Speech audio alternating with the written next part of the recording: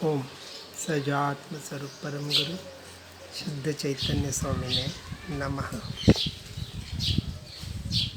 श्री उपदेश शुद्ध सार जी में साधना जो साधक दशा के लिए उपयुक्त है, अर्थात ममल स्वभाव की दृष्टि, द्रव्य दृष्टि चैतन्य के तल पर ही लगी रहनी चाहिए। साधक दशा में शुभ भाव बीच में आते हैं, परंतु साधक उन्हें छोड़ते जाता है, क्योंकि सच्चा साधक वही है जिसने शुभ भावों में, शुभ क्रिया में धर्म मानना छोड़ दिया है। इसलिए साध्य का लक्ष्य नहीं चुकता, और ज्ञानी को पूर्णता का लक्ष्य होने से यह अंश में नहीं अटकता। और जो अंशी, ऐसा जो ध्रुव स्वभाव है, ऐसा जो शुद्ध स्वयं का स्वभाव है, पूर्ण स्वरूप है, उसमें ही लीन होने का प्रयास करता है और निर्मल पर्याय में भी अटकता या रुकता नहीं है। और जैसे जैसे आगे बढ़ता है वैसे वैसे समरस भाव, समता भाव अर्थात आत्मलीनता, शुद्धि की वृद्धि बढ़ते जाती है। अंदर जाए तो अनुभूति और बाहर आए तो तत्वचिंतन। इसलिए साधक जीव के अपने अनेक गुणों की पर्याय निर्मल होती जाती है, निरंतर स्थित तत्व चिंतन की वजह से। जैसे वृक्ष में अनेक प्रकार के, विविध प्रकार के पत्र, पुष्प, फल आदि खिलते हैं बसंत ऋतु में, उसी प्रकार साधक आत्मा को चैतन्य रूपी बसंत बहार में अनेक गुणों की विविध प्रकार की पर्यायें खिल उठती है, और ऐसे वो सच्चित आनंद, ज्ञानानंद स्वभाव में निरंतर रहने का प्रयास और पुरुषार्थ करता है। उसे बाहर अंश मात्र भी सुहा है गाय ही नहीं, कैसे सुहाए। यह नाना प्रकार के परिणाम कर्मोदय के चलते हैं। उसमें साधक क्या करे, तो उसके लिए गुरुदेव गाथा 400 में कहते हैं, कर्मों का स्वभाव निर्जरित अर्थात क्षय होने का है। अकाम निर्जरा और सकाम निर्जरा। अकाम निर्जरा तो हर क्षण हर जीव के हो रही है, और साधक जो साधना कर रहा है जिसे सकाम निर्जरा भी होती है। कर्म जो सत्ता में पड़े हैं उनका क्षय होना, विलय को प्राप्त होना, सो निर्जरा है। और यह ममल स्वभाव अर्थात अपने शुद्ध स्वभाव के लक्ष्य से अपने आप खींच जाते हैं। शुद्धोपयोगी जीव प्रतिक्षण अत्यंत शुद्धि को प्राप्त करता रहता है, और इस प्रकार मोह का क्षय करके निर्विकार चेतनावान होकर 12वें गुणस्थान के अंतिम समय में ज्ञानावरण, दर्शनावरण और अंतराय कर्म का युगपत क्षय करके समस्त ज्ञेयों को जानने वाले, फिर भी अपने ज्ञान स्वभाव में ही रहने वाले, ऐसे केवल ज्ञान को प्राप्त करता है। इसलिए हे भव्य जीवों, यहाँ गुरुदेव उपदेश दे रहे हैं कि अपने आवरण को मत देखो, कर्मों को मत देखो, उद्यागत क्रिया और उद्यागत भावों को मत देखो, इसमें मत उलझो। जो त्रिकाल शुद्ध ऐसा स्वभाव है उसकी ओर देखो, क्योंकि साधक दशा में जो अशुद्ध दशा है नाना प्रकार के परिणाम कर्मोदय के अनुसार चलेंगे, लेकिन यदि वहाँ दृष्टि करेंगे तो पर्याय दृष्टि हो जाएगी, और पर्याय दृष्टि सो बहिर्दृष्टि, और द्रव्य दृष्टि अंतर्दृष्टि। यह कर्म के संवर और निर्जरा का कारण बनता है, अन्यथा आश्रव अर्थात बंद ही कराएगा।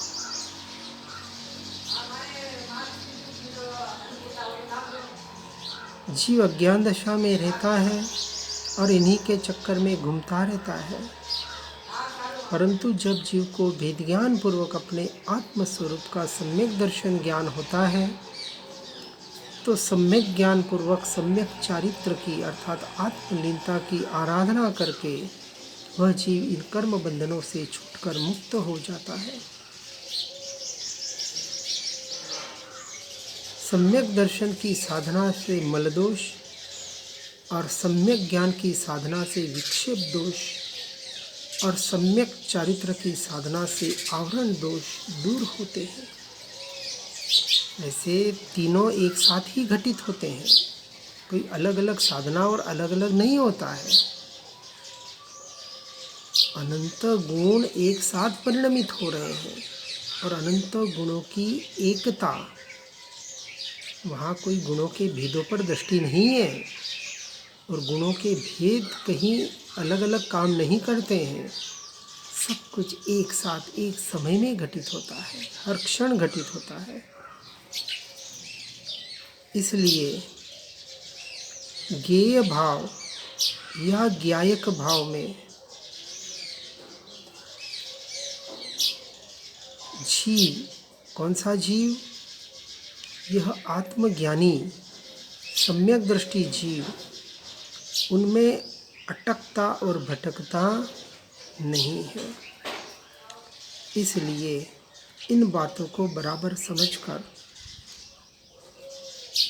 वहाँ से निरंतर हमें हटने का प्रयास और पुरुषार्थ करना है। यह साधक की साधना है, और जब तक ये साधना नहीं करेंगे तब तक जीव कहीं न कहीं बाहर और बाहर ही अटकता रहेगा। इसलिए पूर्व अज्ञान के दशा में जो नाना प्रकार के भाव भाए हैं, वह भाव कर्मरूप बंधन भावक भाव सत्तारूप उदय में चलते हैं, और इन आवरण रूप कर्मोदय में न उलझकर अपने शुद्ध ममल स्वभाव की दृष्टि रखी जाए, उसकी साधना की जाए। अर्थात पूरा जोर इन भावों पर देने का प्रयास किया गया है, इसलिए इन भावों को भी विशेष रूप से हमें समझना पड़ेगा।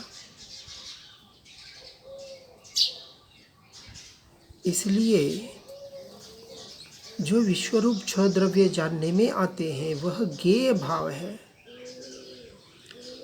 और जो नाना प्रकार के भाव भाए जाते हैं उसे भावक भाव कहते हैं। ऐसे ज्ञेय जो जानने में आते हैं और उनके निमित्त से जो भाव भाए जाते हैं, या बिना निमित्त भी जो भाव भाए जाते हैं, उसे भावक भाव कहते हैं। और पूर्व अज्ञान दशा में जो नाना प्रकार के भाव भाए हैं, वह भाव कर्मरूप बंधन और भावक भाव सत्तारूप उदय में चलते हैं, और इन आवरण रूप कर्मोदय में न उलझकर जो आत्मा ज्ञान स्वभावी प्रभु है, ऐसा ज्ञान में जानकर अपने ज्ञान स्वभाव में जो ज्ञानी जीव स्थिर हो जाता है, वही उसका प्रत्याख्यान है। आचार्य कुंद देव ने नियम सारजी ग्रंथ में त्याग, प्रत्याख्यान, प्रायश्चित, तपस्या, दान, तप, सामायिक प्रतिक्रमण आदि सब का निश्चय की अपेक्षा से जो भावलिंगी मुनियों को और भावलिंगी श्रावकों को होता है, या भावलिंग इसलिए जोड़ा जो आत्मा से जुड़ रहे हैं, जो आत्मा में स्थिर होने का प्रयास और पुरुषार्थ निरंतर कर रहे हैं, उनकी बात है। इसलिए जब ज्ञान ज्ञान में स्थिर हुआ, वहाँ विशेष आनंद की धारा बहती है, और उस आनंद की धारा में भी न बहते हुए जो एकमात्र अपने ज्ञायक भाव में स्थिर रहता है, उसे अनंत गुणी निर्जरा होती है। इसलिए धर्म और धर्मी, इनका भी भेद समझकर अभेद की दृष्टि अर्थात धर्मी की, गुणी की दृष्टि करना, ध्रुव की दृष्टि करना,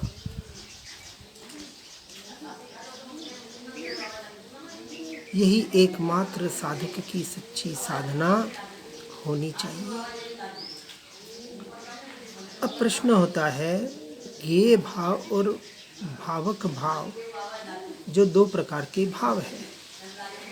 ज्ञेय भाव अर्थात जो ज्ञान में जानने में आ रहे हैं, ये परद्रव्य और परभाव, ये सारे ज्ञेय भाव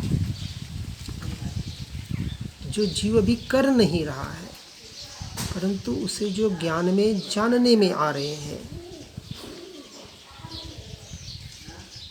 और जो करता है, जिसे भावक भाव कहा, यह प्रत्येक जीव की अपेक्षा अनंत प्रकार के होते हैं।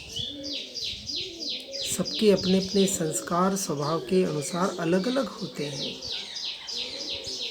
सामान्यतः समय सार में 17 प्रकार के, और यहाँ उपदेश शुद्ध सार जी में 57 प्रकार के भेद बताए हैं। इन्हें अपने में ही देखना पड़ेगा और ज्ञानपूर्वक अंतर शोधना करना पड़ेगा। उन भावों को अब हम समझने का प्रयास कर रहे हैं। उसे समझकर अपने भीतर में उससे कैसे छूटा जाए, उसका उपाय स्वयं से स्वयं को करना पड़ेगा। पढ़ना सुनना इसलिए तो हो रहा है कि जिसके पढ़ने सुनने से हम उस पर उपाय कर सकें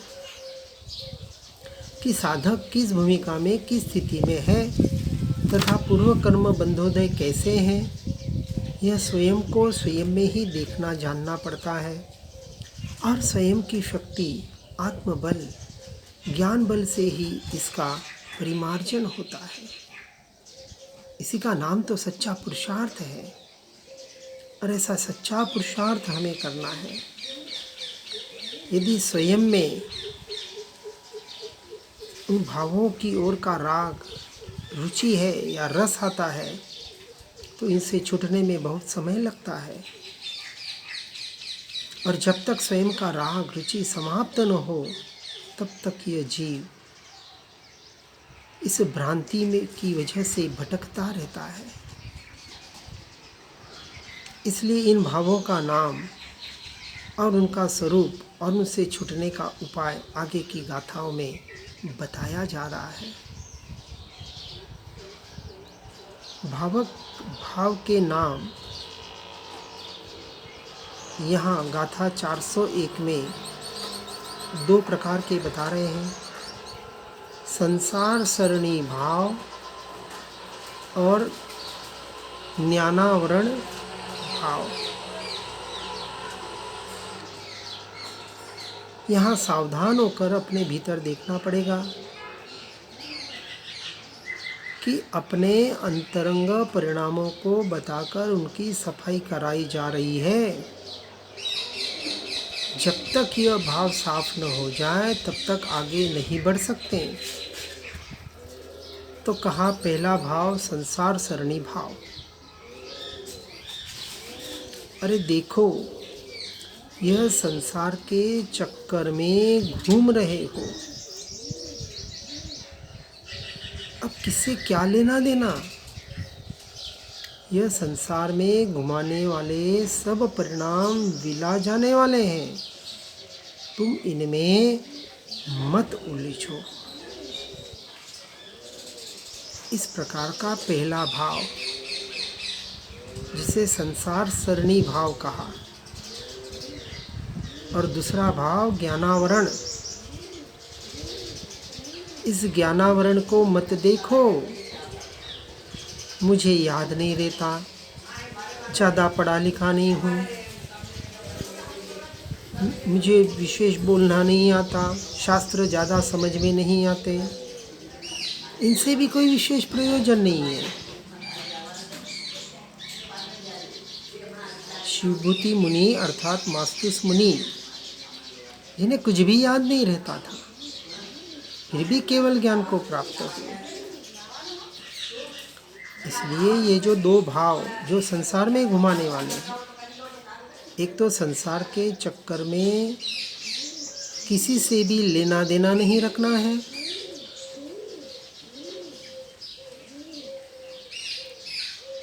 अर्थात सर्वसंग परित्याग और एकांतवास, यही इसका उपाय है। और दूसरी बात, कितना पढ़ सुन रहे हैं, कितना याद रह रहा है, इसमें न उलझकर वस्तु स्वरूप को, अपने ज्ञान स्वभाव को, ज्ञान का स्वीकार करना, यही एकमात्र हमारी साधना होनी चाहिए। और ज्ञान के स्वीकार के लिए 3 सूत्र हैं। भेद ज्ञान अर्थात शरीरादि से भिन्न में एक अखंड अविनाशी चैतन्य तत्व भगवान आत्मा ही हूँ, अन्य में कुछ भी नहीं हो। फिर तत्व निर्णय कि जिस समय जिस जीव का, जिस द्रव्य का जैसा जो कुछ होना है, वह उसकी तत्समय की योग्यता अनुसार ही हो रहा है और होता रहेगा। उसे कोई भी टाल फेर बदल नहीं सकता। ऐसा निर्णय उसे कहा कि फिर उसमें वो दखल अंदाजी ना करे। सुनना पढ़ना निर्णय नहीं है, जब वो उसके जीवन में उतरता है, आचरण में आता है, उसे निर्णय और श्रद्धान कहा गया। और ज्ञान स्वभाव के लिए वस्तु स्वरूप का यथार्थ समझना, अर्थात मैं ध्रुव तत्व व शुद्धात्मा हूँ, यह एक एक समय की चलने वाली पर्याय और जगत का त्रिकालवर्ती परिणमन क्रमबद्ध, निश्चित और अटल है। इससे मेरा कोई अंश मात्र भी संयोग और संबंध नहीं है, इसका यथार्थ निर्णय होना।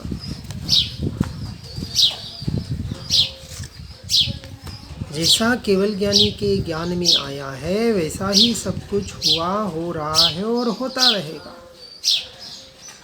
उसके विपरीत कुछ होने वाला नहीं है, ऐसा स्वीकार करना, ऐसे सर्वज्ञ की सच्ची श्रद्धा करना सम्यक दर्शन के सारे आधार है ये। और जब तक जीव इन भावों से नहीं छूटेगा, तो इन दो भावों को विशेष देखना है। आगे के भाव हम समझने का प्रयास करेंगे।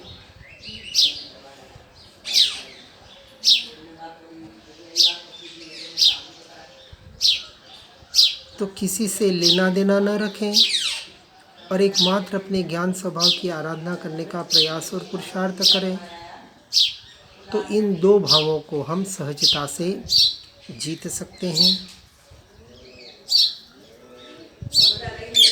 हर जीव सुनकर समझकर इसकी साधना में आगे बढ़ने का प्रयास और यथार्थ पुरुषार्थ करें। इन्हीं भावना के साथ ओम नमः सिद्धम। जिन वाणी के ज्ञान से हो सम्यक श्रद्धा, हो चारित्र महान, पाऊं पद निर्वाण। निज निधि निज में बताई, यह अनंत उपकार है। इसके लिए जिनवाणी माँ को वंदना शतवार है, वंदना शतवार है।